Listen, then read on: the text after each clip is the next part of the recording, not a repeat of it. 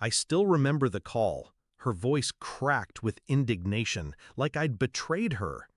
"Why haven't you paid the rent this month?" I froze, then laughed, not out of humor, out of disbelief, because the apartment she was talking about wasn't mine anymore. It was my brother's, the same brother who swooped in with his wife the moment I walked out. But she wasn't calling him, she was calling me. "I'll take you back." When she first asked me to renovate her old apartment, I didn't hesitate. I poured everything into it, my weekends, my savings, my sweat. Fresh paint on the walls, new cabinets in the kitchen, even rewired the faulty sockets she'd ignored for years. When it was done, she looked at it with pride, and for a brief moment I felt like a son who'd finally made her proud. Then came the contract. I thought I'd live there. Affordable rent, she'd said. A way to save money, a way to stay close. But when the papers hit the table, the number was 3 times what we'd agreed on. Triple. I stared at her across that kitchen island I'd installed myself, the granite shining like a mirror of my own stupidity. "This isn't what we agreed to," I told her. Her answer was cold. "If you can't afford it, someone else can." That was my first lesson. Family, when money is involved, doesn't always mean family. I left quietly. No fight, no tears. Just a packed bag and a lease I signed across town. A smaller place, sure, but mine. Paid for by me, not dangled like bait from my mother's hook. I didn't have to wait long to see who she meant by someone else. My brother and his wife moved in within a week.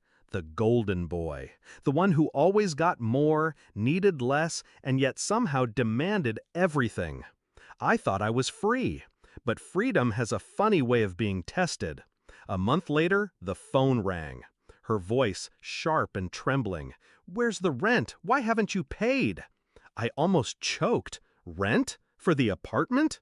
"Yes," she snapped. "Your brother says he's still waiting on you. We had an agreement." That's when the truth hit me. She hadn't just rented the place to him, she had rented it to me on paper, without me signing, without me paying, without me even living there. And she was funneling the responsibility onto me, my name, my credit, my life. The betrayal was almost elegant. But I didn't shout, I didn't break, I smiled, because I realized something. She still thought I was the same naive son who rebuilt her kitchen for free. She didn't know who she'd created the day she tried to scam me. So I made my move. I asked her, calmly, to send me the agreement. The papers she claimed bound me. Within an hour, they arrived in my inbox. A poorly scanned rental contract, my name typed but not signed. No initials, no signature, nothing legal. I laughed quietly to myself. A forgery without teeth. The next day I made a visit to the landlord's office. The real landlord, the one who technically owned the building. Turns out my mother wasn't even the legal owner anymore. She was leasing it herself, subletting to me, or at least pretending to, and now to my brother. I explained the situation carefully, brought copies, highlighted the missing signature. He wasn't happy, not with me, but with her. She'd been skimming off him too. And that's when I laid out my plan. I didn't attack directly, no. Revenge, real revenge, is quieter, colder. I simply stepped back and let the dominoes fall. The landlord revoked her sublease rights, sent her a letter demanding back rent. Suddenly, she owed thousands she thought she could squeeze from me. My brother, the golden boy, was now living in an apartment that wasn't hers to give. Within weeks, eviction papers followed. And then came the call I'll never forget. Her voice was broken this time, ragged from crying. "They're throwing us out! Your brother has nowhere to go! What did you do?"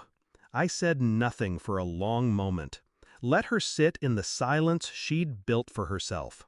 Then I answered with the same words she once gave me. "If you can't afford it, someone else can.